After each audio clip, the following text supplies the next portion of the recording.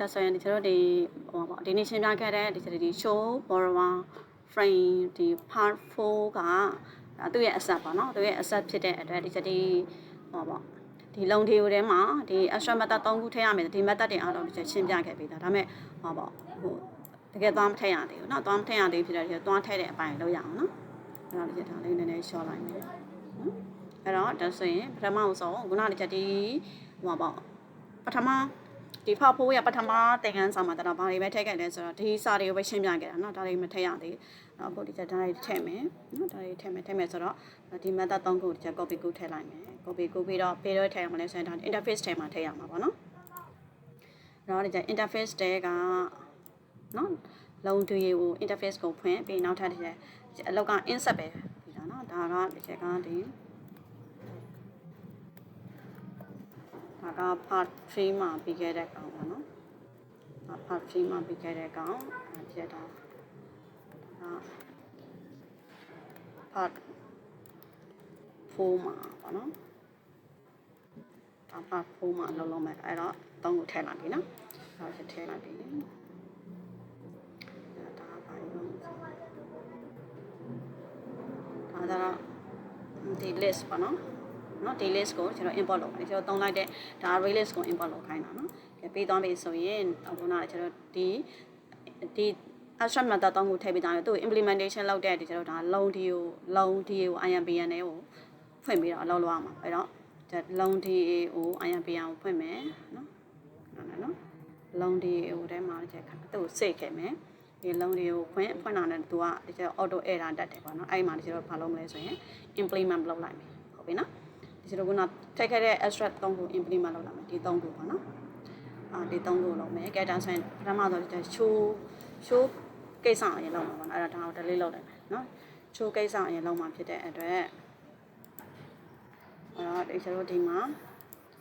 show နဲ့ပတ်သက်တဲ့ code ကို copy သွားခုမယ်နော် copy သွားခုတဲ့အခါမှာဆိုရင်ဒီချက်ကဒီမှာအဲ့တော့ဒါလေး copy ကုန်ခုနော် return ဒီကုန်ခုနော် control C copy ကိုလိုက်ပြီး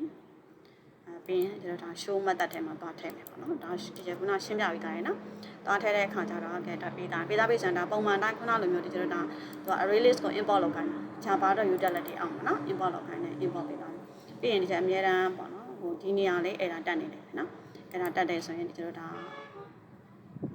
အဲ့လို error တက်တယ်ဆိုရင်ပေါ့နော်ဟိုဒီ try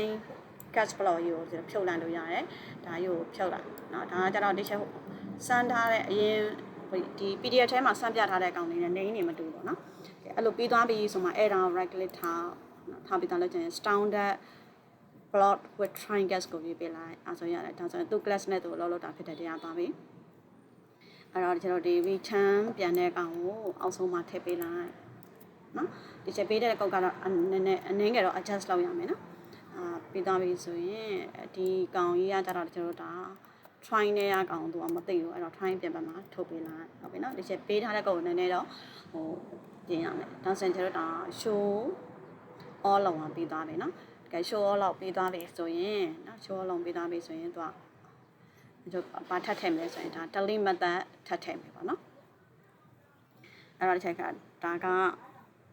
delete method တွေပေးထဲမှာထည့်အောင်လို့ဆိုတော့ဒါခုနလုံးထီကို IMPN နဲ့မှာဒီ method တွေနဲ့ပတ်သက်အားလုံးထည့်မယ်နော်အဲ့တော့ delete method ကိုလည်းထုံးစံအတိုင်းအတွင်းထဲကဒီချက်ဒီ copy ကိုလိုက်မယ်ပေးတော့လို့ရှိရင်ခုနကကျွန်တော်ဒီ delete ဆိုတဲ့သူရဲ့ extra method ရှိဒါတွေကိုဒီလိုဖြတ်မယ်နော်ဖြတ် sorry ဒါကို delete လုပ်မယ်ဖြတ်ပြီးသားရင်ခုနတစ်ချက် copy ကိုထည့်ရတဲ့ code ကိုထည့်လိုက်မယ်နော်ထည့်ပြီးသားလို့ရှိရင်အဲ့ဒါမတက်တဲ့ကောင်တွေဆိုတော့ဒီ triangles တွေကိုဖြုတ်နေတယ်အဲ့ဒါဟိုပါပေါ့နော်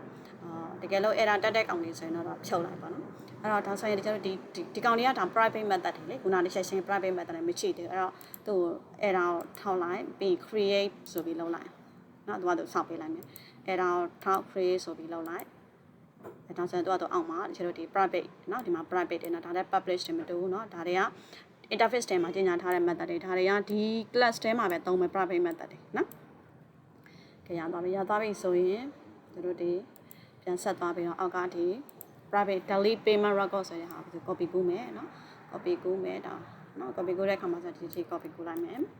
copy ကူးပြီးသားရဲ့အခါမှာဆိုကျွန်တော် delete နော် delete လွှဲမယ်နော်ဟို update တွေနဲ့လွှဲမယ် delete update ကမရောက်သေးပြီးရင် copy ကိုထည့်လိုက်မယ်နော်ဒီနေရာမှာဒီကျတော့ဒါ error တက်တယ်ဆိုရင်ဒီ try block ကိုဖြုတ်ပြီးတော့ခုနလိုဒီချက်ပြန်တက်လိုက်အဲ့လိုမပြတ်ရှင်းမှုဆိုရင်ဒါသူပေးထားတဲ့ဒီ logic message ကိုဖြတ်ပြီးတော့ကျွန်တော်ပုံမှန်အတိုင်း copy ရေးရ assistant အော်တော့ print အနန္တကျွန်တော်သူ့ရဲ့ object နဲ့access handle လေးမှာလည်းကျွန်တော်ပြောခဲ့ပြီသားเนาะ ah.cat message ဒါမျိုးလေးရတယ်เนาะကဲနောက်ထပ်တကပြီးရင် delete လုံး ID ကိုဆက်ပြီးတော့ရေးရမယ်ဒီကုတ်တရားတစ်ချက်အရှိရ slide ထဲမှာရှင်းပြခဲ့ပြီးသားเนาะဒီကောင်နည်းနည်းပြန်မေးချင်တယ်ဆိုရင်ဒီချက်မေးလို့ရတယ်เนาะအဲ့တော့ဒါဆိုအောက်ကဒီကောင်ဒီချက်ကဆက်ပြီးတော့ copy ကူးလိုက်မယ် copy ကူးပြီးသားတဲ့ခါမှာဆိုရင်ဒီထဲကိုကဲခုနလိုပဲဒီကောင်ကြီးကိုကျွန်တော်မပြင်ချင်ဘူးဆိုရင်ဒါ system ဟိုက auto တော့သူကြပေးတဲ့အကုတ်တွေပေါ့နော်အဲ့တော့ဒီချက်ဒီ object နဲ့ EA_get message ဆိုပြီးတော့ရေးပေးလိုက်တယ်အတူတူပဲနော်ကဲဒါဆိုရင်သွားပြီဒါဆိုရင် delete ကိစ္စပြီးသွားပြီပြီးသားပြီဆိုတော့ဒီဘက် instruction set ဘက် delete ပြီးသားပြီဆိုရင် update လုပ်မယ်အဲ့တော့ဒီချက်ဒီ update try ကနေပြီးတော့ဒီ copy ကူးလိုက်မယ်နော် copy ကူးလိုက်မယ်အဲ့တော့ဒီ update ထဲကိုလာထည့်မယ်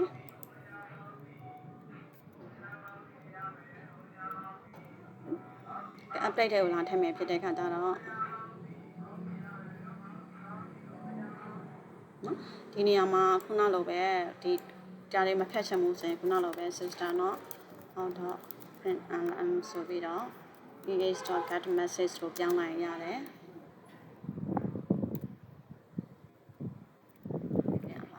သွားပြီဆိုရင်ဒီကောင်မလို့ error တက်နေတယ်ကြည့်အောင်နော် amount equal payment amount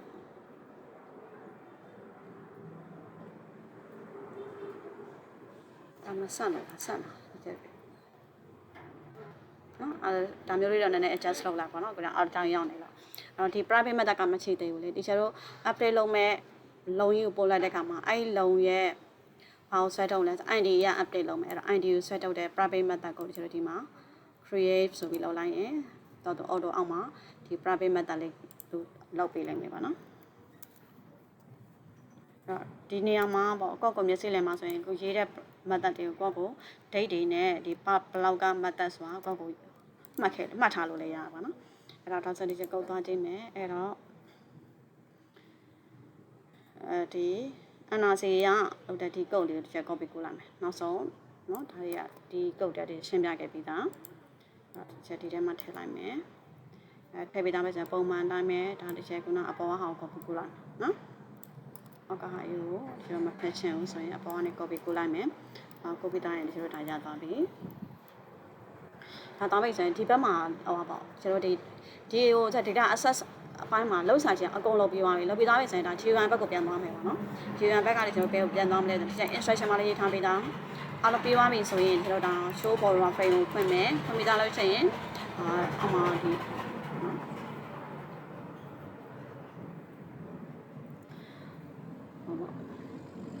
ဒီ package အောက်မှာဒါတွေအားလုံးကိုကျွန်တော်ထည့်ပေးသွားပြီဆိုရင်နောက်ထပ်ဟောပေါ့နော်ဒါ GUI ဘက်ကိုသွားရတော့မယ်အဲ့တော့ GUI မှာဆိုရင် show borrower frame ဆိုတဲ့ကောင်ဖွင့်ပြင်ပြသားလို့ရှိရင်အောက်မှာရှိတဲ့ method ပေါ့တစ်ချက်ရေးပေးထားတဲ့ method ကိုဘယ်တော့မှသွားထည့်မှာလဲဆိုတော့သူက constructor ထဲမှာသွားထည့်မယ်တဲ့နော် constructor ထဲမှာသွားထည့်မယ်ဒါ show ဟောပေါ့ show ပြ JDB ကို show ပြတဲ့အကောင်ကြီးပေါ့နော် constructor ထဲမှာသွားထည့်မယ်အဲ့တော့ဒါဆိုရင်ဒီကျတော့ဒီမှာကြည့်အောင်နော်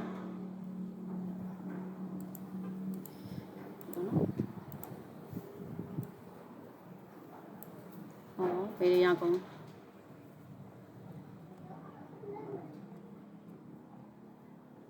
်ဒီ table ထဲမှာထွက်လာတဲ့ record တွေအားလုံးကအောက်မှာ button တစ်ခုခုနှိပ်လိုက်တဲ့အခါမှာပေါ်လာမှာမဟုတ်ဘူးပေါ့နော် button တစ်ခုခုနှိပ်လိုက်တဲ့အခါမှာပေါ်လာအောင်လည်းလုပ်လို့ရတယ်ဒါပေမဲ့ teacher တော့ဒီ borrower frame ကိုသွားကြတဲ့မှာဘာလို့မလဲဒါရုပ်ကြာချင်အဲ့လိုကြာချင်တာဖြစ်တဲ့အတွက် teacher အဲ့ဒီအဟာကိုဒီလိုမျိုး record တွေဆွဲထုတ်တဲ့အပိုင်းကိုဘယ်ထဲမှာလုံးမှာလဲဆို constructor ထဲမှာသွားပြီးလုံးနော်အဲ့တော့ constructor ထဲမှာသွားပြီးလုံးမှာအားကြောင့်မို့ဒီမှာဆိုရင် ဒီချက်ဒီမှာရေးပေးတာ show borrow constructor ထဲမှာ GTable display လုပ်တဲ့ method ကိုသွားရေးမယ်တဲ့နော်ရေးတဲ့အခါကျတော့ကျွန်တော်ဒီအောက်မှာဒီကောင်လေးရေးပေးထားတယ်နော်ဒီကောင်လေးကျွန်တော်အဲ့တော့ဒီ constructor ထဲမှာဒီ method ကြီးကိုထားရိုက်မထည့်တော့နော်ဒီ method ကိုတိုင်းရိုက်မထည့်ပဲနဲ့ဒီ show on ပေါ့နော်လုံဆိုတဲ့ method ကိုခွဲရေးပြီးတော့ဒီ method လေးကို constructor ထဲနဲ့သွားခေါ်လိုက်နော်အဲ့တော့ခုဒီချက်ပြောသလိုပဲဒီ borrow frame ကိုဖွင့်ပြီးတော့ဒီ method ကိုကျွန်တော် copy ကူးခဲ့မယ်နော် copy ကူးခဲ့ပြီးတော့အဲ့တော့ကျွန်တော်ဘယ်ကိုသွားမလဲဆိုရင် show borrow frame ရဲ့ code ကို sorry သူ့ရဲ့ source code ကိုသွားပြီးသားလို့ရှိရင်သူ့ရဲ့ constructor ပေါ့နော်ဒါ constructor ပဲ show borrower frame ဆိုတာ constructor ကြီးပဲเนาะဒါ constructor ကြီးပဲအဲ့တော့ဆိုရင်ဒီချက်ဒီအောက်မှာဒီဘာကိုခေါ်မလဲဆိုရင်ဒီချက်ကိုပေါ့နော် method တစ်ခုဒီချက်အောက်ကိုထည့်ရေးလိုက်မယ်နော်အောက်မှာဒီချက် method တစ်ခုခုနဒီချက် copy ကူးလိုက်တဲ့ဒါ private method အနေနဲ့ခွဲရေးလိုက်တာ constructor ကြီးထဲမှာအရင်ရှုပ်ပါနေမှာဆိုနော်ဒါဆိုရင်ဒီချက်ဒီ show all လုံးကိုဒီချက်ပေးမှာခေါ်လိုက်မလဲဆိုရင်ဒီ constructor တွေကနေသွားခေါ်လိုက်မယ်ဆိုဒီချက်တို့ဒီ button ကိုနှိပ်လိုက်တဲ့အခါမှာဒီ JDB ပဲပေါ်လာမှာမဟုတ်ဘူးဒီ frame ကို run ချင်းပို့ချင်တာဖြစ်တဲ့အဲ့ဒါဒီချက်ဒီ constructor ထဲမှာဒါ constructor ထဲမှာဒါ show all လုံးနဲ့အားလုံးကို show ပြတဲ့ကောင်ကိုခေါ်လိုက်တယ်အဲ့တော့ character ဆိုရင်ဒီချက်တို့ဒီမှာကြည့်အောင်အဲ့တော့ဒါလေးကလုံးကဒီချက်တို့ဟိုပါပေါ့ဒီကဘာလုပ်ခိုင်းတာလဲဆိုရင်ကျွန်တော်ဒါ import လုပ်ခိုင်းတာပေါ့နော်အဲ့တော့ဒီကောင်ကြီးကိုဒါ import လုပ်ပေးမယ်အဲ့တော့ importပြီးသွားလို့ရှိရင်နောက်တစ်ခါကျွန်တော်ဒါ import တွေထပ်လုပ်ပေးမယ်နော်ဒါကြီးကလည်းဒီလိုဘာလို့ import လုပ်ပေးမယ်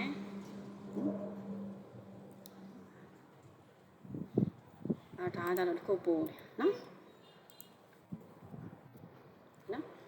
ရပြီဆိုရင်ပေါ့ဒါချက်နည်းနည်းဒီချက်ဒီကုတ်ကိုတော့နည်းနည်း adjust လုပ်ရမယ်ပေါ့နော်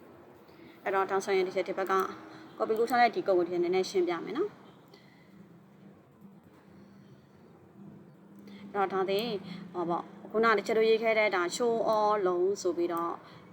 လုံးဒီကို IMPN ထဲမှာချက်ရေးခဲ့တဲ့ဒါလုံးတွေပဲတဲ့နဲ့ဆွဲထုတ်တဲ့ method ကိုခေါ်မှာပေါ့အဲ့လိုခေါ်တဲ့ခါမှာချက်တို့ရေးခဲ့ပြီးသားဟောနော်ဒီလုံးဒီကိုထဲမှာချက်တို့ဒါ show all method ကိုချက်တို့ရေးခဲ့တဲ့ခါမှာဆိုရင်လုံး list ကို return ပြန်ပေးမှာပေါ့နော်ဒါချက်တို့သိခဲ့ပြီးသားအဲ့တော့ချက်တို့ဒီမှာဆိုရင်သူ့ကိုခေါ်ပြီးတော့ခေါ်တဲ့ခါမှာဟိုဘက်ကနေ return ပြန်လာမဲ့long list ကိုထည့်ဖို့အတန်နောက်ထပ်တစ်ချက်ဒီမှာ long list object ကိုကျင်းလာတယ်သူက array list မျိုးစားဖြစ်တယ်သူထဲမှာထည့်မဲ့ကောင်က long object မျိုးစားဖြစ်တယ်เนาะအဲ့တော့တကယ်ဒါရလာပြီဆိုရင်ဒီကောင်တွေအကုန်လုံးကိုဒီကျတော့ဒါဘယ်ပေါ်ကိုပြန်သွားတယ်မှာလဲဒီ table တွေထဲကိုဒီကျတော့ဒါလာထည့်တော့မှာเนาะ record တွေတစ်ချောင်းရှိသမျှတဲတဲ့ဆိုဒီလိုမျိုးလာထည့်တော့မှာเนาะဒီလိုမျိုးလာထည့်တယ်မှာလာထည့်တော့မှာဆိုရင်ဒီ record ပေါ့နော်ကျွန်တော်ထည့်တဲ့ခါမှာဆိုရင်ဒီအခုတစ်ချက်ထည့်တဲ့ခါမှာဆိုရင်1 2 3 4 5 6 8ရိုးတရိုးမှာဒီ column 8ခုတန်ဖိုးတွေပါတယ်ပေါ့နော်အဲ့တော့အဲ့လိုလာထဲမှာဖြစ်တဲ့ဒီချက်ဒီသင်ခန်းစာလေးလဲဒီ GTable ဘယ်လိုသုံးရတယ်ဆိုသင်ခန်းစာလေးလည်းအရှိမပြောခဲ့ပြီးသားပေါ့နော်အဲ့တော့ဒါဆိုရင်ဒီချက်က array တစ်ခုကျင်ညာလိုက်တယ်ခုနကဒီချက်ဒီ column 8ခုရဲ့တန်ဖိုးတွေထည့်ဖို့အတွက် array တစ်ခု data ဆိုတဲ့ array တစ်ခုကျင်ညာလိုက်တယ်ကျင်ညာပြီးတဲ့အခါမှာဒီမှာ object တွေက anytime တိုက်တာဖြစ်လို့ရအောင်လို့ဒီချက် string မပြောဘဲနဲ့ဒီ object type လို့ဒီချက်ဒီမှာထည့်တာပါဒီချက်တို့လုံးလုံးမဲ့ type ကတခုတည်းမဟုတ်မျိုးစုံဖြစ်တဲ့အတွက် object type လို့ပေးထားတယ်ပေးပြီးသွားပြီဆိုရင်ဒီချက်ဘာလုပ်အောင်မလဲဆိုလို့ချင်းဒီချက်တို့ခုနကစောက်ထားတဲ့ဒီ G လေးပေါ့ဒီချက်တို့စောက်ထားတဲ့ table ကြီးကိုသွားပြီးတော့ table name နေရာနေပြီးချက်တို့ဒါ model တစ်ခုဒီချက်တို့ model ကိုသွားယူရမယ်ပေါ့နော် model တစ်ခုသွားယူရမယ်အဲ့ဒီ model ကိုသွားယူပြီးတဲ့အခါမှာဆိုရင်ဒီ typecast လုပ်ပေးရမယ်ပေါ့အဲ့ဒီ model ရလာပြီဆိုရင်ချက်တို့ဘာလုပ်မလဲဆိုရင်အဲ့ဒီ model ထဲမှာငကိုရှိနေပြီးသား row ကောက်နေအားလုံးဒီချက် remove လုပ်လိုက် remove လုပ်တယ်ဆိုရင်ဘာလုပ်ဒီ table model object နေတော့ set row count 0ဆိုရင်ငကိုရှိပြီးသား table ထဲမှာ row တွေအားလုံးက remove ဖြစ်သွားပြီဆိုရင်ကိုဒီ database တွေကဆွဲထုတ်တဲ့ဒီ long list ထဲမှာဝင်သွား record တွေအားလုံးထည့်မှာပေါ့ထည့်တဲ့ခါကျတော့ဒါဆိုရင်ကျွန်တော်ဒါ for each နဲ့လိုပင်ပတ်ထားတယ် long list ထဲမှာရှိသမျှ long object တစ်ခုချင်းဒီဆွဲထုတ်ပြီးသားလို့ရှိရင်ဒီ array ထဲကိုထည့်ပြီးသားမှ GTable ထဲကိုထည့်ဒါ GTable သင်ခန်းစာမှာလည်းဒါသိပြီလားအဲ့တော့ဒါဆိုရင်ဒီချက်ဒီ ID number ကိုဆွဲမထုတ်ဘူးဒီ long object တွေက ID numbers ကလွှဲရင်ကျန်တာကုန်ဆွဲထုတ်တယ်အဲ့ ID number ကိုဒီချက်အဆက်လိုက်ဖြစ်တဲ့အတွက်ဒီမှာပေါ့နော်ကိုယ့်ကိုတတ်မှတ်လိုက်တယ် senior number ကို0ကစပြီးတော့ increment လုပ်ပြီးတော့ array တွေကိုထည့်ပြီးသားပြီဆိုနောက်ဆုံးဒီချက်ဒါပေါ့နော်ဒါ table model တွေကို add row ဆိုပြီးဒါ row ချင်းစီထည့် follow ပေးမဆုံးမချင်းထဲမှာပေါ့ဒီချက်ရဲ့ long list ထဲမှာ record တွေ15တောင်းချင်တာ15တောင်းလုံးထည့်ပေးသားလို့ရှိရင်ဒါက show all လုံးမှာသူ့အလုပ်ကပေးသားပြီနော်အဲ့တော့ထောင်းဆိုင်ဒီချက်ဒီကောင်သွားမယ်ပေါ့နော်ခုနဒီချက်တို့ GUI ထဲမှာထည့်ထားတဲ့အဲ့ဒီကုတ်ကိုပြန်သွားမယ်နော်ပြန်သွားတဲ့ခါကျတော့နော်ဒါအဲ့ဒါတက်နေတယ်ဆိုရင်ဒါလေးကိုတစ်ချက် remove လုပ်လိုက်နော်ကျွန်တော် remove လုပ်လိုက်ဟုတ်ပြီနော်တို့ remove လုပ်လိုက်လုပ်ပြီးသားလို့ရှိရင်ကျွန်တော်ဒီမှာအဲ့တော့ဒါကကြတော့စလုံးပေါင်းမှားနေနော်ဒီလုံကြီးကလေတီရှယ်တို့ရေးထားတာ email ပါနော်အဲ့ဒါကြောင့်မို့ဒါလေးတစ်ချက်နော်စလုံးပေါင်းမှားနေတယ်ပြီးရင်ဒါကျွန်တော်နော်အပေါ်မှာသွားကြည့်တာနော် import လုပ်တာရှိလား DAO တော့လုံးမဟုတ်ဘူး DAO တော့ဒီ star လို့လုပ်တော့ပါ DAO အောက်မှာရှိသမျှဟောပေါ့ interface တွေရော class တွေရောခေါ်သုံးလို့ရအောင်ဒီ star လို့လုပ်လိုက်မယ်နော်အဲ့ဒါကြောင့်မို့တော့ခုနကကျွန်တော်ဒီကောင်ကြီးကိုတော့မသိဘူးဖြစ်နေအဲ့တော့ဒီကောင်ပြီးပြီးဆိုရင်လုံး DAO IMPN လုံးဒီချက်တော့ကြည့်လိုက်မယ်နော်ဒီချက်ရဲ့ကဒီချက်ရဲ့ class နဲ့က LOA ဒါကကြတော့ LAO ပြန်တယ်နော်စလုံးဒါလေးအများအားဟိုပါပေါ့ဒီချက်ဒီကောင်ကဒီချက်တို့ပေးထားတဲ့ name နဲ့လွဲနေလို့နော်အောင်ဆိုရတယ်နော်ဒီကဒါကဘာလို့ဒီချက်ပေးထားတဲ့ name ကကြတော့ LOA လုံး DAO IMNP ဟုတ်ပြီနော်ကဲပြီးတော့လို့ရှိရင်နောက်ဆက်ဒီချက်တို့ဒါ throw ထည့်ခိုင်းတာပေါ့နော်အဲ throw ထည့်ရင်လည်းရအဲ့တော့ခုနက throw ပြန်ထည့်ပေးလိုက်မယ်အဲ့တော့ဒီကောင်ကြတော့ဒါ table နေနော် table နေအဲ့တော့ဒီချက် design ဘိုင်းကိုပြန်သွားဒီချက် table ကိုနာမည်ပေးရအောင်နော်ကဲဒီချက် table ကို select မှတ်ပြီးရင်နော်ဒီ table ကို select မှတ်ပြီးတော့လို့ရှိရင်table နေပေးရအောင်နော် table နေဒီချက်တို့ကဒါ show table လို့ပေးလိုက်မယ်နော် show table okay ပြီနော်ကဲ show table လို့ပေးလိုက်ခုနကကုတ်ကိုပြန်သွားအဲ့ဆိုတီချာတို့ရဲ့ table တွေကလုံး table မဟုတ်ပါလဲဆို show table เนาะ show table တွေက model ကြီးကိုယူပြီးတော့เนาะ show table အဲ့ name တွေကိုတီချာတို့ဒီမှာလေကျွန်တော်နာမည်ပြင်လိုက်ပြီ show table ပါเนาะ show table အဲ့ဒါ show table ဆိုပြီးshow table ရဲ့ model ကိုယူပြီးတော့ကျွန်တော် model object တွေကိုထည့်လိုက်တယ်ထည့်ပြီးသားလို့ရှိရင်ငါကိုချင်းနေတို့ကောင်းနေအားလုံးဒီခုနဒီကုတ်ကရှင်းခဲ့ပြီးသားပါเนาะရှင်းခဲ့ပြီးသားဆိုရင်ဒါကျွန်တော်ဒါဒီကုတ်အလုပ်လုပ်လို့ရပါပြီเนาะကဲအလုပ်လုပ်လို့ရမရဒီမှာအဲ့ဒါရှင်းနေပါလားမသိဘူးเนาะshow all လုံးဒီမှာသူဒီမှာလည်းဒီလိုပါထည့်ပေးရမလို့သူတို့ထည့်ပေးဒါကကြတော့ဟို database ကိုသွားပေးလောက်မဲ့ကောင်းနေဆိုအများအားဒီ S1A section ထည့်ပေးရတာနော်ကဲထည့်ပေးသားပြီနော်နောက်တစ်ခါ error တစ်ခုသွားကြည့်အောင် error ကြတော့ပါလဲဆိုတော့ show all borrower frame dot set visible to ဆိုတဲ့ကောင်အဲ့သူ့ကိုလည်းတစ်ချက်မှတ်ကျွန်တော်ဘာလုပ်မလဲဆိုရင်triangle ထည့်ပေးရမှာဒီကောင်တွေကကြတော့ဒီကျွန်တော်ဒီ database တိုင်းမှာသွားပြီးအလုံးလုံးမဲ့ကောင်တွေဖြစ်တယ်နော်အဲ့တော့ဒါရပြီဆိုရင်ဒီ show အလုံးလုံးမဟုတ်ကျွန်တော်စမ်းကြည့်အောင်နော်အဲ့တော့ show borrower frame ကိုတစ်ချက် run လိုက်မယ် okay ဒါဆိုရင်ဒီကျွန်တော်ဒါအလုံးလုံးသွားပြီနော်ဒီကျွန်တော်ဒီမှာ data တွေပါလာ set ထုတ်သွားပြီအဲ့တော့ okay ဒါဆိုရင်ဒီချက်ဒါကိုခဏပြန်ပေးမယ်ပေါ့နော်ဒီဒါကိုလည်းဒီချက်ပြန်ပေးလိုက်မယ်ပေးပြီးတော့တဲ့အခါမှာဒီကျွန်တော်ရဲ့တကယ်အဝါပါကြည့်လိုက်မယ်နော်တကယ်ဒါဒီကျွန်တော်တကယ် table ကိုဒါကိုဖွင့်ပြီးပေးလိုက်မယ်ဒီချက်တို့အလုံးလုံးခဲ့တဲ့တကယ် table ကပေးအောင်မှာတော့ဆိုတော့ desktop ကဒီ summary desktop ရဲ့ summary အောက်က SQLite ထဲမှာရှိတာဖြစ်တဲ့သူ select မှတ်ပြီး CMD လို့ဒီချက်ရလိုက်မယ်ရပေးသွားတာနဲ့ဒီချက်ဒါနော်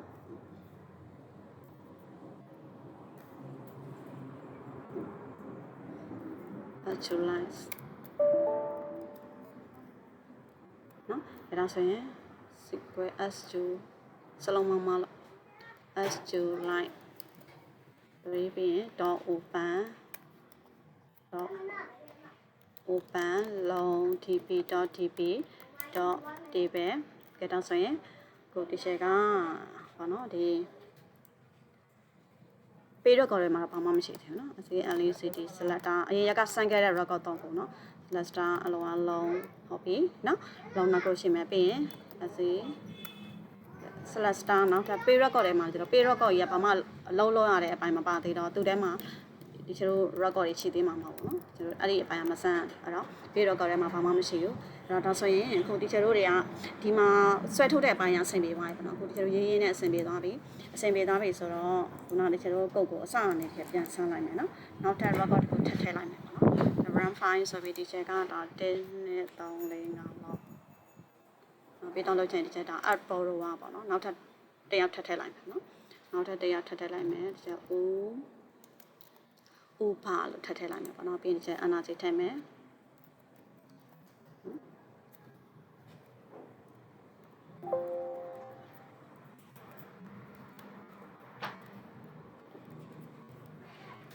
ပြီးတော့လို့ရှိရင်ဒီချက်လုံးအမောင်းကိုဒါကဒီချက်ဟို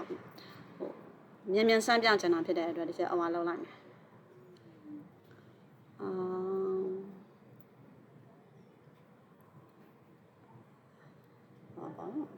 တသိန်းပဲရှိလိုက်မယ်ပေါ့နော်ခု10ရထောင်တောင်းသိန်း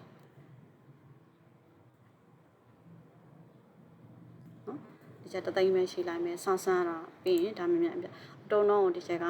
200ခိုင်နှုန်းပေးလိုက်မယ် duration ကိုဒီချက်1 year နဲ့ဆက်မယ်ပေါ့နော် step date ကဒီနေ့ date ကိုဒီချက်ထည့်ပေးလိုက်မယ်ပြီးရင်ဒီချက် app ဒီကတော့ဆိုရင်အဆင်ပြေသွားပြီပေါ့နော်အဆင်ပြေသွားပြီဆိုရင်ဒီချက် home ကိုဒါ clear လုပ်ခဲ့လို့ရတယ် home ကိုပြန်သွားပြီးသားတဲ့ show ပေါ်တော့မှနောက်ထပ်ဒီချက်ထည့်လိုက်တဲ့ Uber ကြီးဝင်သွားပြီပေါ့နော် Uber ကြီးလည်းဝင်သွားပြီဟိုပါပေါ့ဒီ show ပေါ်တော့ဆိုရင်ဒီချက်တော့ခုနလောက်ခဲ့တဲ့ကုတ်ကလည်းအလုံးလောက်သွားပြီနော်ဒါဆိုရင်ဒီချက် home ကိုပြန်သွားဒီချက်တော့ဒီဟာတွေအလုံးမလုံးအောင်ဘူးနော်ဒီကောင်တွေကဒီချက်အလုံးမလုံးအောင်ဘူးအဲ့တော့ဒါတွေဆက်ပြီးတော့အလုံးလုံး delete တို့ဘာလို့အလုံးမလုံးအောင်ဘူး show အလုံးလုံးလုပ်ပေးသွားပြီပေါ့နော်အဲ့တော့ကဲဒါဆိုရင်ဒီချက်နောက်ထပ်ကျွန်တော်ဒီ instruction ကိုသွားပြီးတော့ဆက်ပြီးလုံးလုံးအောင်နော်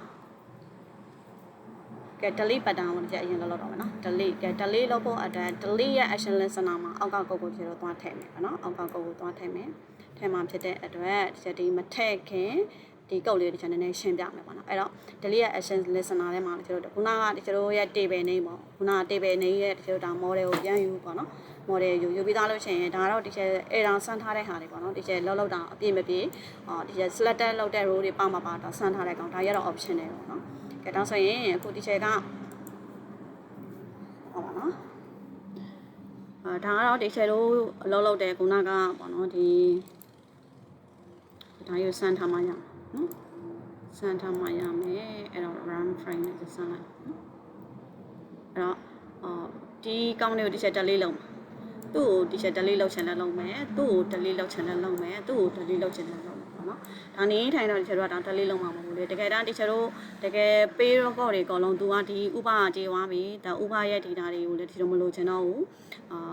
ကျွန်တော်ဒီ database ထဲမှာပေါ့နော်သူ့ကိုကျွန်တော် delete လုပ်ချင်တယ်ပေါ့နော်သူမလို့ add လုပ် delete လုပ်ချင်တယ်ဆိုရင်ဒါသူ့ကို select မှတ်ပြီးအောက်က delete ဆိုတဲ့ဒီ record ရပြရအောင် select မှတ်ပြီးတော့ delete ဆိုတဲ့ဒီတော့အဲ့တော့ဒီကျွန်တော် select မှတ်လိုက်တဲ့ကျွန်တော်ဒီ table ပေါ်မှာ select မှတ်လိုက်တဲ့ဒီ row ရဲ့ဘယ် row ကို select မှတ်လိုက်တယ်လဲလို့ဒီကျွန်တော်ဒါဆွဲထုတ်မှာပေါ့နော်ပထမ row ကို select မှတ်လိုက်တယ်ဆိုရင်ဒါ row 0ဒုတိယ row ဆိုရင်သူ array နဲ့တူတူပဲ row 1တတိယဆိုရင် row 2 column ဆိုလဲထိုနည်းနဲ့ကောင်ပထမ column ဆိုရင်ဒါပထမ column ဆိုရင်ဒါတော့က0ဒုတိယ column ဆိုရင်ဒါ2တတိယ column ဆိုရင် sorry ပထမ column 0ဒုတိယ column 1တတိယ column 2ဒါမျိုးလောက်တာနော်အဲ့တော့ဒါဆိုရင်ဒီကောင်ကြီးကိုဒီချက် select မှတ်လိုက်တဲ့ row ကိုဆွဲထုတ်တယ်နော်ယူမယ်ဆိုရင်ကျွန်တော်ဘယ်လိုယူအောင်လဲဆိုတော့ခုနကကျွန်တော်ရဲ့ဒီကုတ်ကိုသွားကြည့်အဲ့ဒါဆိုရင်ဒီကျွန်တော်ရဲ့ table name တော့ get selected row ဒါခုနကဒီချက်ဒီ select မှတ်လိုက်တဲ့ဒီ row ကြီးကိုယူတာနော်ဒီ row ကြီးကိုဒီချက် select မှတ်လိုက်တဲ့ဒီ row ကိုယူတာကဲယူပြီးသွားပြီပေါ့နော်ခုနကကုတ်ထဲမှာကျွန်တော်ယူပြီးသွားပြီဆိုရင်ကျွန်တော်ဒါဒီချက်က row number ပထမ row ဆိုရင်0ဝင်သွားမှာပေါ့ဒုတိယ row ဆိုရင်1ဝင်သွားမှာပေါ့ကဲအဲ့ row ရသွားပြီ row ရသွားပြီဆိုတော့ဒါဘယ် row ကို select မှတ်လိုက်တာလဲသိချင်ဒီချက်ပြောသလိုဒါလေးစမ်းကြည့်လို့ရပါတော့ဟုတ်ကဲ့ဒါဆိုရင်ဒီချက်တို့ဒီ delete လုပ်တဲ့အခါမှာဘာရ delete လုပ်မှာလဲခုနကဒီချက်ပြောသလို NRC ရ delete လုပ်မှာအဲ့တော့ဒီချက် select လုပ်လိုက်တဲ့ row မှာရှိတဲ့ NRC column က NRC လေးကိုသွားယူမယ်အဲ့တော့ဘယ်လိုယူရမလဲဆိုတော့ဒီချက်ကြည့်မယ်ပေါ့နော်အဲ့တော့ကဲဒီချက် select မှတ်လိုက်တဲ့ဒီ NRC လေးကိုလာယူမယ်ပေါ့နော်ဒီ NRC လေးကိုဒီလိုလာယူမယ်နော်ဒီ NRC လေးကိုလာယူမယ်ဆိုရင်ဒီချက် select မှတ်လိုက်တဲ့ row column number ကဘယ်လောက်လဲ column 0 column 1 column 2 column number 2 row 0 column 2ပေါ့ဒါဆိုရင် row 1 column 2ပေါ့အဲ့လိုမျိုးလေးလာယူရမှာဖြစ်တဲ့အတွက်အခုဒီချက်တို့ကဒီမှာဒါဆိုရင် teacher select မှတ်လိုက်တဲ့ row က NRC ကိုယူတာအဲ့ဆိုရင်teacher table name တော့ get model တော့ဒါကျွန်တော်သုံးရတဲ့ method get value at teacher select မှတ်လိုက်တဲ့ row ရဲ့ column 2နေရာက NRC ကိုယူပြီးဒီရောက်ထည့်လိုက်ပြီဒါဆိုရင်ဒါ NRC ပါမှာပါ teacher စမ်းကြည့်ထားတာပေါ့နော်ဒါ NRC ပါမှာပါ teacher စမ်းကြည့်ထားတယ်နော်โอเคပြီးသွားပြီဆိုရင် teacher တို့ဘာလုပ်မှာလဲဆိုတော့teacher တို့ပေါ့နော်ဒီ data ဒီကိုအောက်မှာရေးခဲ့တဲ့ long ဒီကို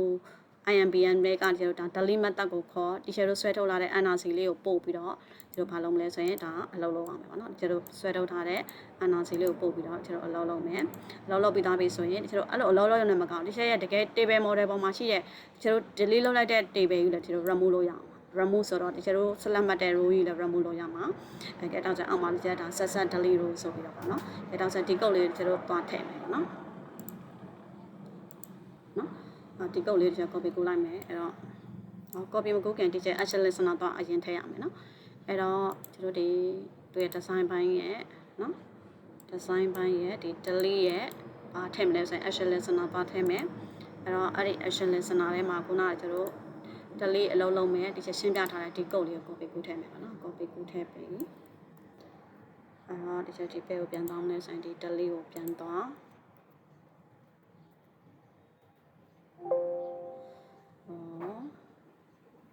ဘယ်လိုရကုန်တာလဲမသိဘူး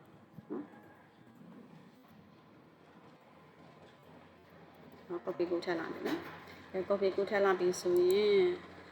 ဒီချက်ဒါတော့သိရမယ်ကိုပေးထားတဲ့ table နည်းပြင်ရမှာเนาะကျတို့ပေးထားတဲ့ table နည်းကဘာလဲဆိုရင် show table เนาะ asset show table အဲ့တော့ဒါကျတို့ရဲ့ table ပေးထားတဲ့ကောင်ကဘာလဲဆိုရင် show table เนาะ show table ပြန်အဲ့တော့ဒါကလည်းဘာဖြစ်မှာ show table เนาะကျတို့ပေးထားတဲ့ table နည်းက show table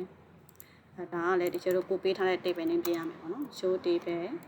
ပြီးရင်ဒါကလည်းကျတို့ခုနဒီချက်စလုံးပေါင်းတွေမှားနေတာပေါ့ e ဖြုံမယ်ပြီးရင် am ကိုကျစလုံးပေါင်းတွေမှားနေเนาะကဲညသွားပြီဆိုရင်ဒါကျတော့ import လုပ်ပေးရမယ်ပေါ့နော်ပုံမှန်နားမဲ့ဒါကကျတော့ class name တွေမတူတဲ့ error တက်တယ်error မတက်ချင်ဘူးဆိုရင်ကျတော့ဒါ system.out of print alignment page.cut message ဆိုပြီး copy လိုက်လို့ရတယ်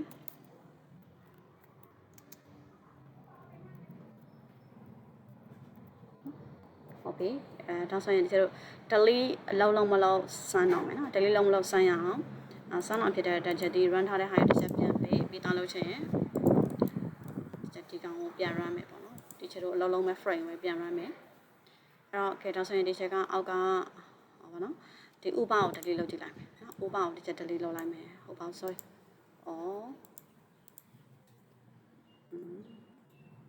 ဒီဒါကိုပဲ select မှတ်ရမှာနော် delete သူ့ select မှတ်ရမှာနော် select မှတ်ပြီးရင်ဒီချက်သူ့ delete လုပ်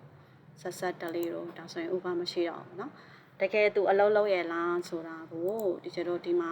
test row ကလည်းဟုတ်တယ်အောက်ဆုံး row 2เนาะဒီ NRC number တက်ဒီချက်ဆွဲထုတ်ကြည့်ထားတာโอเคဟုတ်ပြီဒီ table model ရေးပုံမှာတော့သူတကယ် delete လုပ်သွားတာဟုတ်တယ်နော် delete လုပ်သွားတာဟုတ်ပြီမရှိတော့ဘူးကဲဒါဆိုရင်ဒီကျတို့တကယ် table ထဲမှာလောက်တာဟုတ်သလားလို့တစ်ချက်သွားကြည့်เนาะဒါဆိုရင်ဒီအပေါ်ကဟိုပေါ့လုံ table ထဲကဟာပြီးပြန်ဆွဲထုတ်ကြည့်မယ်ပေါ့နော်ကဲဒါဆိုရင်နှစ်ခုပဲရှိတော့ရင်မရှိတော့ဘူးเนาะကဲဒါဆိုရင် delete နောက်ထပ်အလောက်လောက်တာဟုတ်သလားကဲနောက်တာအပေါ်ဆုံး row ကိုဒီချက် delete လုပ်လိုက်မယ်ဟုတ်ပြီနော်ဒီချက် delete လုပ်လိုက်မယ်ဒါဆို delete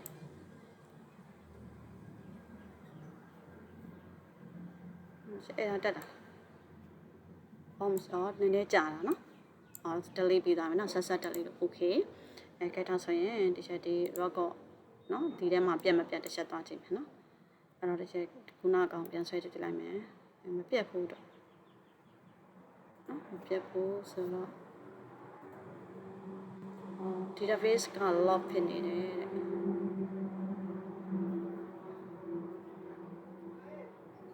တဲ့database က lock ဖြစ်နေတယ်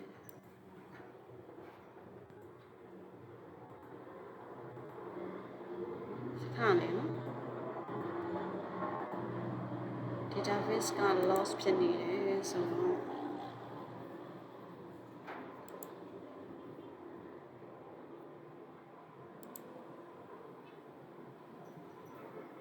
delete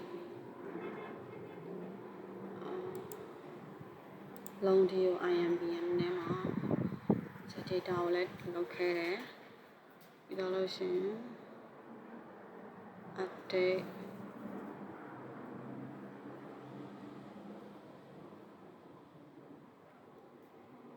ဒီချက်တော့ဒီဘက်မှာတားပြီးတော့သူ delete လုပ်စီအောင်ကားလောဆယ်မရှိသေးဘူးเนาะချက်တော့ပြန်ဆန်းကြည့်အောင်ခုနကအဆင်ပြေပြီးတော့ချက်ပြန်ဆန်းကြည့်အောင် run frame ခုနကမပြတ်သွားဘူးเนาะဒီ row ကြီးကမပြတ်သွားဘူးเนาะဒီချက်ပြန်ပြီးတော့သူ့ကိုပြန် select ပြန်မှတ်ပြီးတော့ အလုံးလုံးကြည့်လိုက်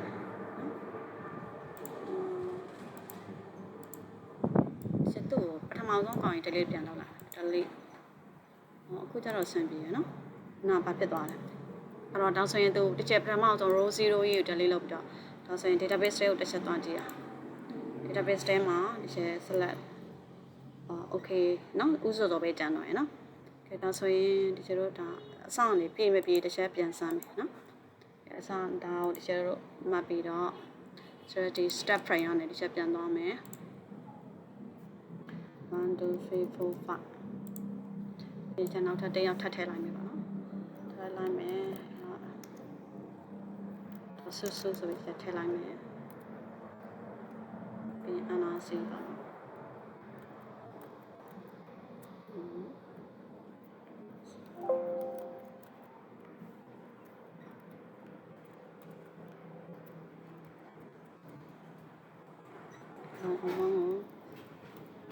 တသိမ့်မဲ့လောက်လိုက်ချက်တွက်တဲ့ခါကျတော့မြန်နော်စမ်းတဲ့ခါကျတော့အောင်ပါပေါ့ဟိုလားတွေအများကြီးစမ်းပြနေမှာကြာနေမှာဆိုလို့နော်ရီယာကတခြား1လို့ပေးလိုက်မယ်ပြီးရင် step take ပြီးရင်တခြား app နော် app ပြန်သွားပြီးတခြားဒီ clear လောက်လိုက်ပြီးရင်တခြား home ကိုပြန်သွားမယ် show ပေါ်တော့မှတခြားထည့်လိုက်တဲ့ဟိုတခြားထည့်လိုက်တော့ဆွဆွကရောက်သွားပြီနော်ရောက်သွားပြီကဲတော့ဆို delete လည်းဆင်ပြေသွားပြီဆိုတော့ဒီနောက်တဲ့ဒီ update ကိုသွားမယ်နော်ဒါဆိုရင်ဒီချက် update ကိုသွားမယ် update ဆိုရင်လည်းခုနကဒီချက်ပြောသလိုပဲဟုတ်ပြီနော်ဒီချက်ကတော့ဆွဆွကိုပြင်ချင်တယ်ဆိုရင်ဒီမှာဒီချက်တို့ကာစာချပြီးပြင်အောင်ဒီချက်ကဒီ NRC ကိုပြင်ချင်တယ်ဆိုတော့ဒီမှာကာစာချပြီးတော့ပြင်အောင်မယ်နော်အဲ့လိုပြင်တဲ့အခါဒီချက်ကြိုက်တဲ့ကောင်ကိုပြင်မှာဖြစ်တဲ့အတွက်ဒီ record ကြီးတစ်ခုလုံးကိုဒီချက်တို့ဒီ record ကြီးတစ်ခုလုံးကိုဘယ်တော့ပြန်သွားထည့်လိုက်မှလဲဆိုလို့ရှိရင်လုံး table တဲ့ကိုလုံး object တွေကိုထည့်ပြီးသားလို့ရှိရင်ဒီချက် NRC ရပြင်မယ်ပေါ့နော်အဲ့တော့အောက်ကဒီချက် instruction delete ပေးတဲ့အခါမှာနောက်ထပ် update ကိုသွားရအောင်ဒါဆိုလဲဒီချက် update မှာ action listener ထည့်ရမယ်ပေါ့နော်အဲ့တော့ဒီချက်ကုတ်ကိုပြန်သွားသူရဲ့ design ဘိုင်းမှာဒီချက်ဒီ update မှာ update ကို action listener ထည့်မယ်ပေါ့နော်ကဲတောင်းဆို PDF update မှာ action listener ထည့်ပြီးသားဒီချက်ကုတ်ကိုနည်းနည်းလေးရှင်းပြမယ်နော်အဲ့တော့ခုနလိုပဲဒီချက်တို့တာပေါ့နော်ဒီချက်တို့ရဲ့ table name တွေကနေပြီးတော့ဒီချက်တို့ဒါ row ကိုဒီချက်တို့ဒါရွေးလိုက်မယ်ပေါ့။အဲဆိုဒီချက်တို့ update လုပ်မယ် row ဒီချက်တို့ get selected row နဲ့ယူလိုက်မယ်။အမ row ပါမလာဘူးဆိုရင်တော့ဒါဒီချက်ဒီအဲ့ဒါကိုပြမယ်ပေါ့နော်။ပါလာပြီဆိုရင်တော့ဒီချက်တို့ဒါ long object ဆောက်ဒီချက် alarm ဆိုတဲ့ long object ဆောက်ပြီးသားလို့ရှိရင်ဒီချက်တို့ကအဲ့ long object ထဲကိုဒီချက်တို့ပြင်မဲ့ဟိုပါပေါ့ဒီချက် record လောက်လိုက်တဲ့ row တွေကတာမို့တွေကိုထည့်မှာပေါ့နော်။ထည့်တဲ့ setter method တွေနဲ့ထည့်တဲ့ပုံမှန်တိုင်းပဲ။အဲ့တော့ဒါဆိုရင်ဒီချက်တို့ table ရဲ့ model ကိုဒီချက်တို့ယူတယ်။ယူပြီးသားလို့ရှိရင်အဲ့ဒီဒီချက်တို့ရဲ့ model.get value app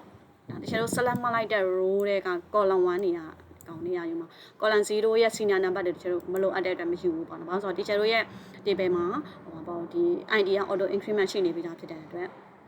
အဲ့ချက်မှာအများတန်းဒီချက်တို့ရဲ့ table model ဒီ object type နဲ့လောက်တာဖြစ်တယ်ဒီချက်တို့လိုချင်တဲ့ string type အများတန်းပြောင်းရမယ်နော် string type တွေ type cast လောက်တယ်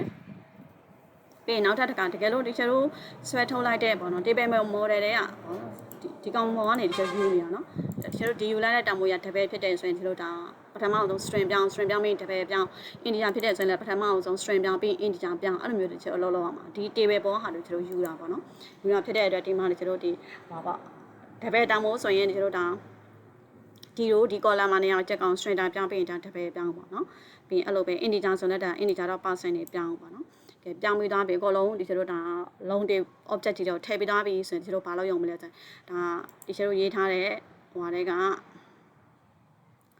နောက်လုံးဒီဟို IMPN နဲ့ကဒီချက်တို့ update object ကြီး update ဆိုတဲ့ method ကိုခေါ်ဒီချက်တို့ထည့်ထားတဲ့ဒီ update ဆိုတဲ့ object ကြီးကိုပို့ပေးအောင်မယ်ဒါဆိုရင်ဒီချက်တို့ဒါတော့ချက်တို့ update လုပ်ပေးမယ်ပေါ့နော်အဲ့တော့ဒါဆိုရင်ဒီပိုင်းပေးရင်တော့ဒီပိုင်းပေးသွားပြီးပြီဆိုတော့ဒီချက်ဒီ code ကို copy ကူးလိုက်မယ်နော် copy ကူးလိုက်မယ် tries ကနေပြီးတော့အောက်ကနော် copy ကူးပြီးတော့ဒီ update ထဲမှာလာထည့်မယ်ပေါ့နော်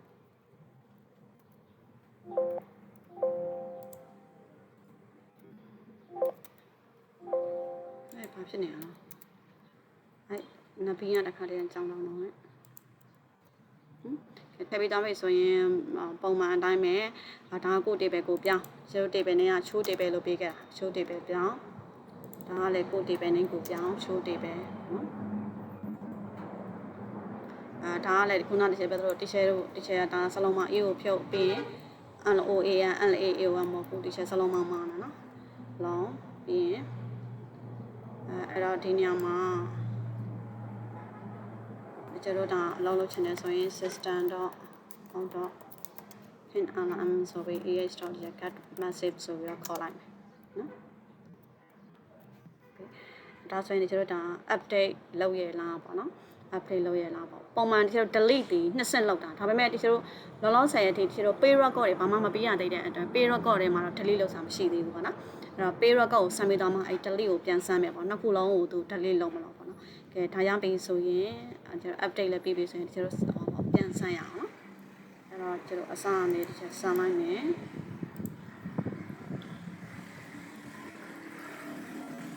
ပြီးရင်ကျွန်တော်ဒါနောက်ထပ်တစ်ခါဟိုဖြည့်တဲ့သူတယောက်ထပ်ထည့်လိုက်မယ်နော်ကျွန်တော်ဦးမျိုးဆိုပြီးတော့ချက်ထည့်လိုက်မယ်နော်ဟိုလားအေးလားမယ်ဦးမျိုးထည့်လိုက်ပြီးပြီးရင်သူရဲ့အာနာစီထည့်မယ်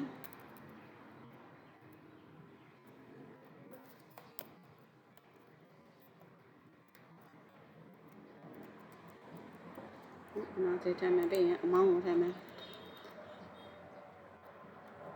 ပြီး interest rate ကိုရှယ်300ခိုင်နှုန်းပေါ့ဒီနှစ်လို့လည်းဒါ200ခိုင်နှုန်းမှာ duration 1 year ပေါ့ပြီးရင်ဒီချက်ဒီမှာ date ထည့်မယ်ပေါ့နော်ပြီးရင်ဒီချက်ဒါ app နော် okay ပြီးသားလို့ချက်ဒီ clear လုပ်ပြီးတော့ home ကိုပြန်သွားမယ် show borrower ပေါ့နော်ဒီမှာရပါပြီokay ဒီမှာရသွားပြီဆိုရင်ကျွန်တော် update ကတော့ delete ရတော့ရတယ် update ကိုပြင်မယ်နော် update ကိုပြင်မယ်ဖြစ်တဲ့အချက်ဒီအပေါ်ဆုံးကဥစော်စော်ရခိုင်နှုန်း3ပေါ့ပဲ200ခိုင်နှုန်းတစ်ချက်ပြင်မယ်နော်အဲ့တော့နော်ဒီဒီမှာအဲ့တော့ဒီချက်သားရေးကို 2.0 လို့ဒီချက်ပြင်မယ်နော်ကဲပြင်မယ်ပြင်ပြီးတော့ရင်ကျွန်တော်ဒီချက်ဒီ update လုပ်ကြည့်လိုက်မယ်နော် successfully update အဲ့တော့ဟိုဒီချက်ဦးစောစောလည်းမှန်တယ်ပေါ့နော်အဲ့တော့ဒီချက်ရဲ့အဝါသွားကြည့်အောင် database ကိုဒီချက်ပြင်မပြင်သွားကြည့်အောင်နော်database ကိုတစ်ချက်ပြင်မပြင်သွားကြည့်ရမယ်။ဦးစောစောရဲ့အော်ပြင်သွားပြီနော်။ဦးစောစောရဲ့ဒီမှာဆိုဦးစောစောတစ်ချက်ဒါ 2.0 လို့ပြင်လိုက်တာနော် 2.0 လို့ပြင်လိုက်တာဆိုတဲ့အတွက်သူမှန်သွားပြီပေါ့နော်။သူပြင်တာမှန်တယ်။ဒါဆိုရင်ဒီချက်ဒါနောက်တစ်ခုထပ်ပြင်ပြမယ်နော်။အဲ့တော့ဒီချက်နောက်ထပ်ဒီချက်ဒီမှာဘာလဲဟိုစောက်ဆန်းတဲ့ခါမှာတစ်ခုတတိထားမှာပေါ့နော်ဒီ frame တွေနှစ်ခုသုံးခုဖွင့်ထားလို့မရအောင်နှစ်ခုသုံးခုဖွင့်ထားတဲ့ဆိုရင်ခုနဟိုတခြားတက်တယ်လို့ဟို database loss ဆိုတဲ့ error ရက်တက်မှာဘာလို့ဆိုဟိုဘက် frame မှာလည်းလောလောဒီဘက် frame မှာလည်းလောလောပြီး database ကိုနှစ်ခုသုံးခုအပြိုင်အဲ့လိုမျိုးလောလောလို့ဖြစ်နေတာပေါ့နော်အဲ့တော့ frame တစ်ခုအဲ့ဒါတစ်ချက်စမ်းကြည့်နော်ရောင်ပြီးတော့တစ်ခါတည်းမပိတ်မိတာမျိုးတွေဖြစ်နေမှာဆိုနောက်ထပ်တစ်ချက်ကဦးမျိုးကိုရင်းနှင်းပြန်တယ်နော်ဦးမျိုးလို့တစ်ချက်ပြန်လိုက်မယ်ဦးမျိုးပြီးအန်တာလေးခောက်ပေးရမယ်နော်အန်တာခောက်ပေးတဲ့ update လို့လုပ်လိုက်မယ်ညသူ့ကြတော့တခါအဲ့ဒါတက်ပြီဟောအဲ့ဒါတက်တာလားအဲ့ဒါတက်တာတဲ့ okay တစ်ချက်ပေးလိုက်မယ်ပြီးသားလို့ရှိရင်တစ်ချက်ဦး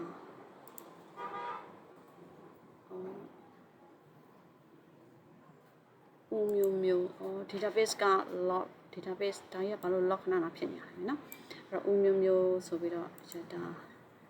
တကယ်တစ်ချက်ဒီမှာပြင်ထားတာရှိမချေတစ်ချက်သွားကြည့်မယ်တကယ်ပြင်လားဆိုတစ်ချက်သွားကြည့်ဦးမျိုးမပြင်ဘူးနော် database က loss ဖြစ်နေဆိုရင်ဒီချက်ကအဲ့ဒီတစ်ချက် delete လုပ်ကြည့်လိုက်မယ်နော် database loss ဖြစ်သလား delete လည်းမရအောင် database loss ဖြစ်နေတာဖြစ်လား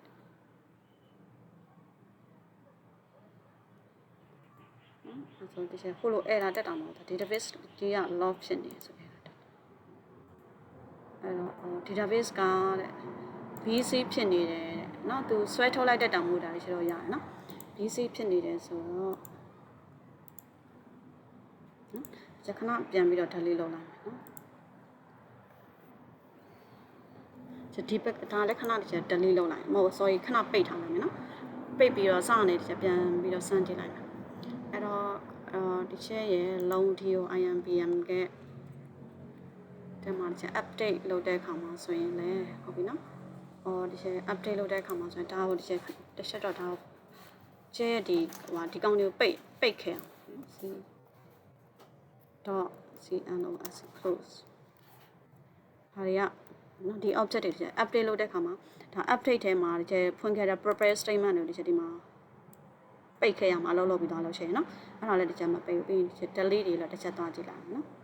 ဒီ delete show all လုံးမှာတော့ဒီချက်ပိတ်ခဲ့တယ်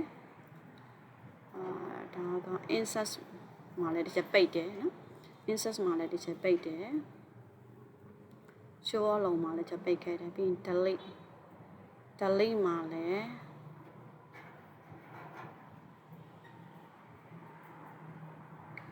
delete မှာလည်းဒီချက်ကဒီ property statement ကိုဒီချက်ပိတ်ခဲ့လာတယ်ဒီကနော်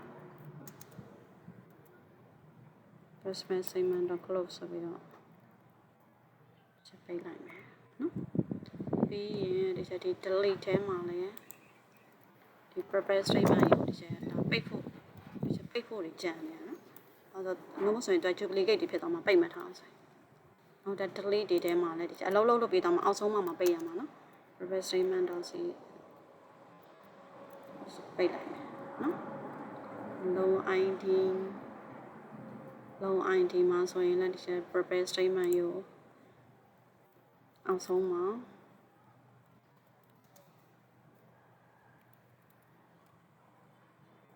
ဒါတော့ select ဆွဲထုတ်တာတိတ်ကိစ္စမရှိဘူးကျွန်တော် insert တွေ delete တွေရမဖြစ်မနေပိတ်ကိုပိတ်ရမယ်အပိုင်းအဲ့တော့ဒါဆိုရင်ဒီချက်အစကနေပြီးတော့ခုနလိုပြန် run လိုက်တော့မယ်အဲ့တော့ခုနလို1 2 3 4 5အဲ့တော့database တွေကိုဟို insert လုပ်တာတွေရော delete လုပ်တာတွေ update တာ slash အပြိုင်စမ်းလို့ဖြစ်နေတာပေါ့နော်အဲ့တော့ဒီချက်ပြန်စမ်းလိုက်မယ်နော်နောက်ထပ်ဒီချက်တစ်ယောက်ထပ်ထည့်လိုက်မယ်ဦးစောစောဆိုပြီးထပ်ထည့်လိုက်မယ်နော်ဦးစောစောထပ်ထည့်လိုက်မယ်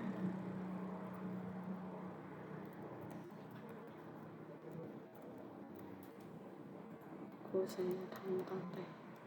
နော်ဒါနဲ့ရချက်ဖိုက်လို့ထည့်လိုက်မယ်ပြီးတော့မှပြင်လိုက်မယ်ပြင်မပြင်လို့ရလားမရလားဒီကြည့်ချင်တာနော်ရေးရအောင်လည်းဒီချက်နေ့လို့ပြန်လိုက်မယ်ပြီးမှတက်ပြင်မယ်ပြင်အောင်စမ်းကြတော့နော် add ဒါဆိုရင် okay ရပြီ clear ပြီးရင်ဒီချက် home သွားမယ်ဒါဆိုရင်ဒီချက် show borrower ဒီချက်သွားမယ်ဒါဆိုရင်ကိုဒီချက်ထည့်လိုက်တဲ့ဦးစောစောက2ယောက်တောင်ဖြစ်သွားတယ်ဒါပေမဲ့ NRC ကတော့မတူဘူးပေါ့နော်ဦးစောစောက2ယောက်တောင်ဖြစ်သွားပြီဒါတော့2ယောက်ဖြစ်လို့တော့မရဘူးပေါ့ဒီချက် name ကို duplicate ဖြစ်မဖြစ်ဒီချက်မဆက်ထားအောင် name duplicate ဖြစ်တယ်ဆိုရင်ဒီချက်တော့ဒါ name ကို1 2ပေးမှလားဒါထပ်စဉ်းစားရမှာပေါ့နော်အဲ့တော့ဒါဆိုဒီချက်ဒီဦးစောစောရဲ့ဒီကောင်မျိုးဒီချက်ဒါ delete လုပ်လိုက်မယ်နော် select မှပြီး delete လုပ်လိုက်မယ် delete ဒါဆိုဥစ္စာကြီး delete ဖြစ်သွားလားဒါဆိုတော့ဒီချက်တို့တွေရပါပေါ့ database ထဲမှာ query တွေကို insert တွေ delete တွေ update တွေတစ်ပြိုင်တည်းရောက်စမ်းတာပေါ့နော်အဲ့တော့ဒါဆိုရင်ဒီချက်ကဟောပေါ့ဒီချက်ဒါဒီကောင်ထဲမှာအလုံးလုံးမလို့ဒီချက်ပြန်သွားကြည့်လိုက်မယ်နော်ဥစောစောအဲ့တော့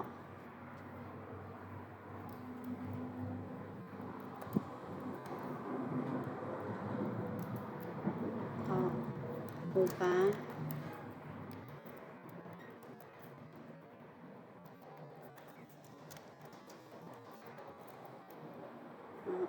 ဦးစောစောအောက်ဆုံးဦးစောစောဟုတ်တယ်ပြက်သွားတယ်เนาะ delete ဖြစ်သွားတယ်သူမရှိတော့အဲ့ဒါ delete ရတော့ရသွားပြီเนาะ delete ရသွားပြီဆိုရင်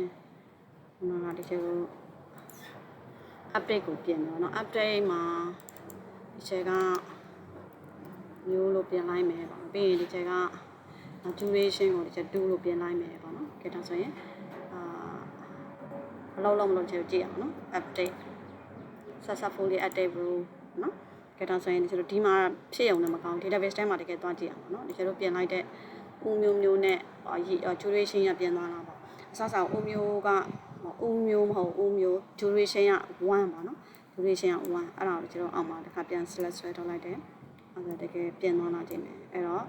ဦးမျိုးကဦးမျိုးဖြစ်သွားပြီ duration က2ဖြစ်သွားပြီနော်ကဲဒါဆိုရင်နောက်ထပ်ပြင်ကြည့်မယ်သူ update တွေနောက်6လောက်တာသူအလောက်လောက်မလို့သိချင်တော့เนาะအဲ့တော့ဒီနောက်ထပ်ပါပြင်လိုက်မယ် duration ကိုဒီ1ပြန်ပြင်လိုက်မယ်เนาะ duration 1เนาะဒီတိုင်းဒီ update လုပ်လိုက်မယ်ပြီး enter လေးခောက်ရမယ်เนาะဒီမှာတစ်ခါ error တက်ပြီးနေတူerror တက်ပြီးနေတူရယ်เนาะဒီက database က lock ဖြစ်သွားပြန်ပြီ database က lock ဖြစ်သွားပြန်ပြီအဲ့ဒါသူက update ကိုဆက်တိုက်တယ်မရအောင်ဖြစ်နေအဲ့တော့ချက်ပြန်ဆွဲထုတ်ကြည့်လိုက်မယ်နော်ဒါတူပဲသူမပြင်နော် update တွေက lock ဖြစ်နေတယ်ဆိုတော့နော်အဲ့တော့ဒီချက်ဒီ share ရဲ့လုံထဲမှာရေးထားတဲ့ဟာတွေအကုန်လုံးတစ်ချက်သွားကြည့်မယ်ဟိုအကုန်ပြန်ပြီးတော့ချက်ပိတ်ရမယ်သဘောနော်အဲ့တော့ဒီချက်ဒီ close ဒီမှာလည်းဒီချက်ပိတ်ခဲ့ရရှိလားဆိုတော့ပိတ်ခဲ့ရမရှိဘူးမရှိတဲ့အတွက်ဒီမှာလည်းဒီချက်ပြန်ပိတ်မယ်နော်ဒီသုံးခဲ့တဲ့ purpose statement နဲ့ဒီချက်ပြန်ပိတ်မယ်ဒီမှာလည်းဒီချက်ပိတ်ပြီးသွားပြီဒီမှာလည်းပိတ်ပြီးသွားပြီဒီမှာလည်းဒီချက်ပိတ်ပြီးသွားပြီဒီမှာလည်းဒီချက်ပိတ်ပြီးသွားပြီဒီမှာလည်းဒီချက်ပိတ်ပြီးသွားပြီ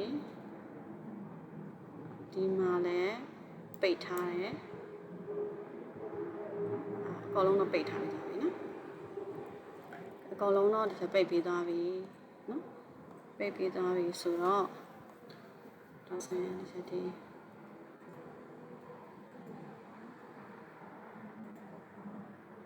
ဒီချက်ဒီ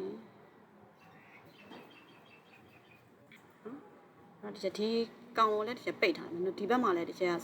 database ကိုသုံးသလိုဖြစ်နေလို့များလားပေါ့နော်အဲ့တော့ဒီချက်နောက်ထပ်ပြန်ပြီးတော့ဆန်းလိုက်မယ်အဓိကဒီချက် update ကိုနောက်ခါဆန်းလိုက်မယ်နော်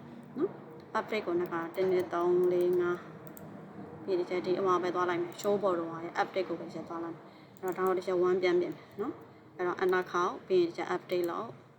okay နော်အဲ့ဒါဆိုရင်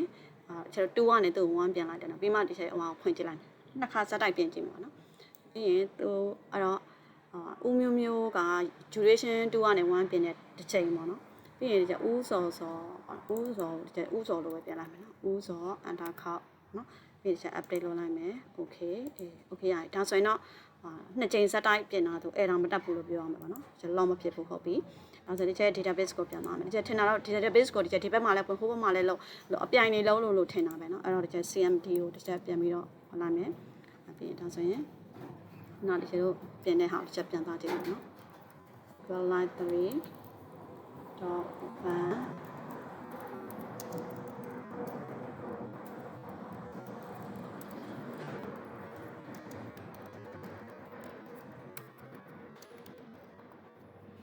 okay ဒါဆိုရင်ဟုတ်တယ်ပြင်သွားပြီဦးစောကလည်းဦးစောဖြစ်သွားပြီဒီချက်ရဲ့ဒီ duration 2ကလည်း1ဖြစ်သွားပြီ okay အဲ့ဆိုဆင်ပြေပါပြီနော်ဒီချက်ထင်တော့ဒီဘက်မှာလည်းဒီချက် select တွေဒီ database ကိုပဲဒီချက် access တွေလုပ်ပြီးရင် GUI ဘက်မှာလည်း access တွေလုပ်ဒါမျိုးတွေလုပ်လို့ဖြစ်တော့တယ်အဲ့တော့ခုနကဒီချက်ဒီ close လုပ်တွေရတယ်တော့အကုန်လုံးလုပ်ပြီးသားနော်ဒါဆိုရင်ခုဒီချက်တို့ဒီကောင်ကဒီ part 4ရဲ့ဒါနောက်ထပ်တစ်ပိုင်းရလည်းအဆင်ပြေသွားပြီပေါ့နော်နောက်တစ်ပိုင်းကြလို့ကျန်တယ်ဆိုတော့ဒါနောက်တစ်ပိုင်းကတော့ပုံချုပ်မှာပေါ့interest calculation တွေလုပ်ရတဲ့အပိုင်းဖြစ်တဲ့အတွက်เนาะကဲကျတော့နောက်သင်ခန်းဆောင်မှာပြန်ပြီးတော့ဆက်လုပ်ရအောင်